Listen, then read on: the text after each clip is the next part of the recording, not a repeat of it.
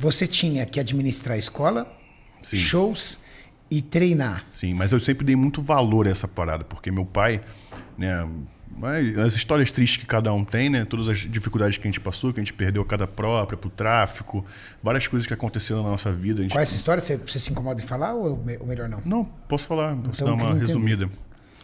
Quando eu era muito novinho, a gente morava numa favela chamada Tabares Bastos. Você morava na favela? É. Numa comunidade Uma mesmo? comunidade, lá no topo. Qual o nome do lugar? Tavares Bastos. Que hoje em dia até gravam muitas novelas lá. Tá. É pacificada hoje. Hoje sim. Hoje tem um centro de treinamento do BOPE lá em cima. Cacete, mas na época... Na época não. Era quente o Na negócio. época, na verdade, era residencial. O tráfico começou a tomar conta por um outro lado do morro e foi subindo e tomou conta ali em cima. Na época não tinha nada, não era pacificado.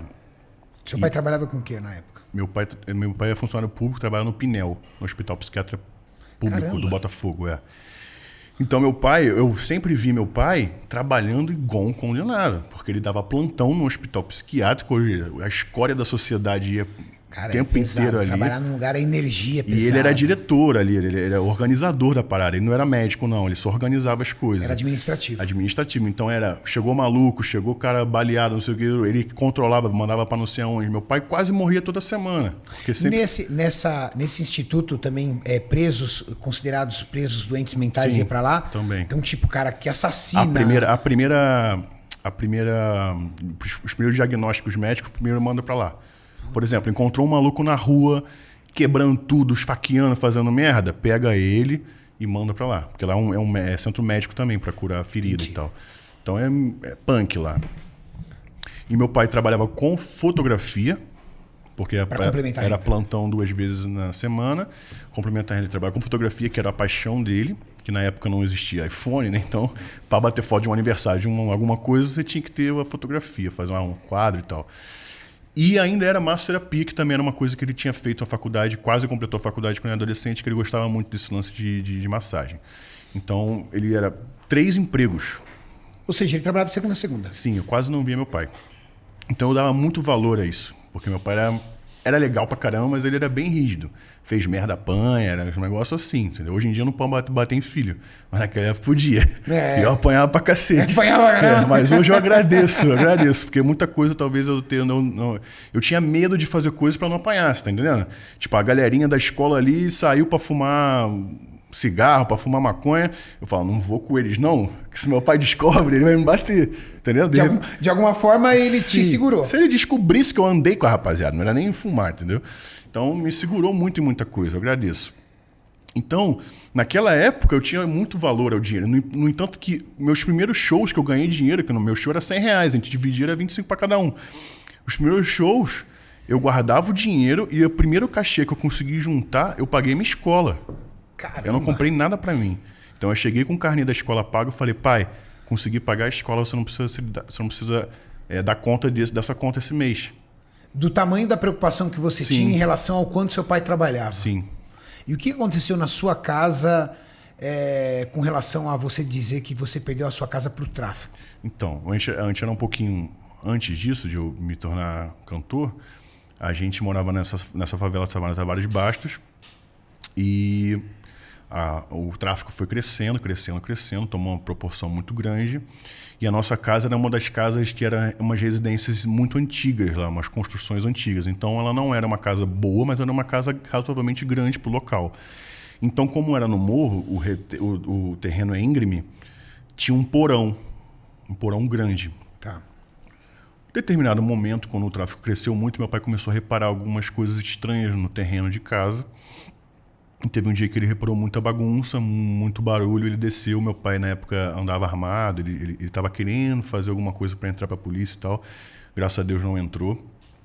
Ele colecionava armas, me ensinava a atirar desde criança, e aí ele percebeu isso, foi armado lá fora no nosso terreno, encontrou no porão alguns traficantes e um estoque gigantesco de arma e cocaína e maconha na nossa casa. Os caras estavam usando a sua casa para esconder droga e arma. Porque a nossa casa era numa esquina, então ali era um recuo rápido e se desse batida de polícia, ninguém ia procurar nas casas residenciais que moram pessoas há muitos anos. Procurava mais lá onde eles estavam.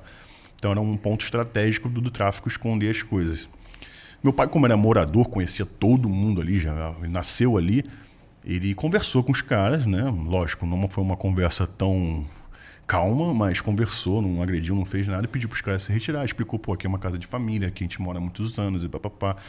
Tirou os caras, ele ficou ali na porta, meio que conversando com alguns vizinhos que perceberam a movimentação. Daí, os caras voltaram com mais 10, 15 homens. Puta, velho. E porque acharam que meu pai era polícia. Meu pai usava cavanhaque, tinha uma arma muito bonita, que era arma de coleção. E, tipo, naquela época, naquela favela, não existia arma bonita. Era tudo arma feia. Então... E quem tivesse arma provavelmente estava do lado deles, né? Sim, exato. Daí aconteceu isso, de tipo, eu estar numa situação de ser moleque, meu irmão menor ainda que eu, e ver meu pai sendo sequestrado, sendo agredido, sendo surrado, levado para um local de execução lá da favela. Mentindo, Léo. Isso, e outros traficantes, outros caras ficarem tipo com a minha mãe para fazer maldade.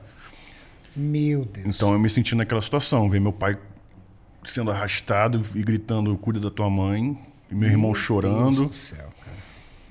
Então, é uma história triste, né? Cada um tem a sua, mas essa é a minha. Eu não gosto. E aí você e sua família tiveram que sair de lá? Sim, aí, tipo, meu pai, por acaso, o dono do tráfico era um morador lá antigo. O pai dele morava lá. E meu pai reconheceu o nome do cara quando falaram sobre isso.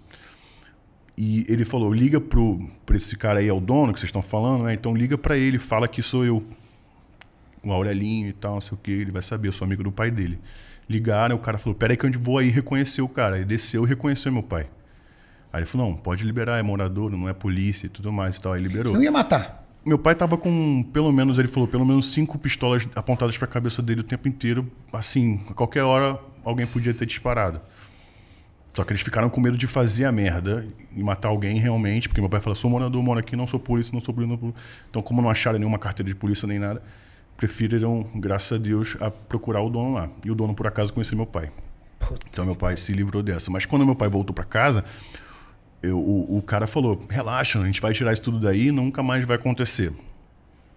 Só que meu pai falou, cara, desculpa, eu amo você, sua família, mas você tem 20 anos. O cara tinha 20 anos, era o dono do tráfico lá. Hoje é você, amanhã não é você. Eu não tenho como confiar na sua palavra, porque amanhã pode ser outro cara que não me conhece e eu vou estar morto ali onde eu estava. O filho do amigo do seu pai, né? É. Puta merda. E ele morreu poucos meses depois, esse cara. Então, na mesma noite, minha mãe desesperada por tudo que tinha acontecido, meu pai também em choque, a gente em choque.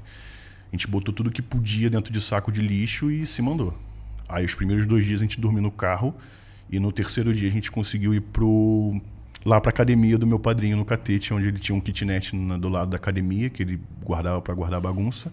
Ele deu uma limpada e a gente ficou morando de favor no kitnet.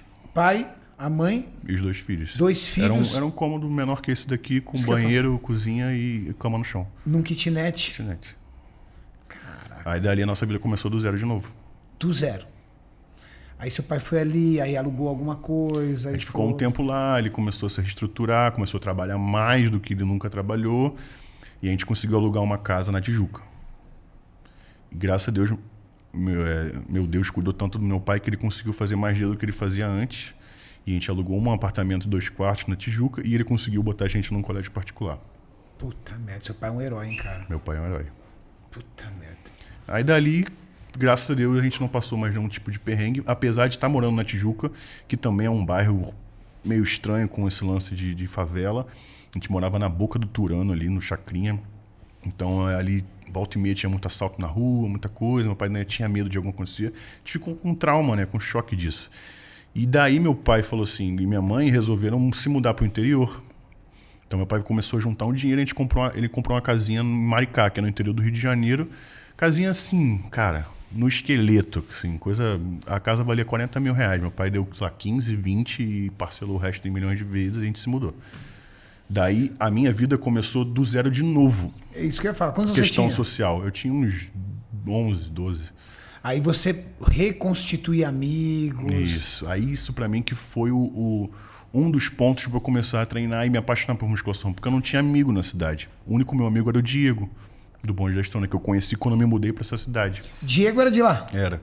Ele morava em Copacabana E tinha ido morar nessa cidade também há 1 ou 2 anos, fugindo da violência também. Também? Isso. E onde você conheceu o Diego?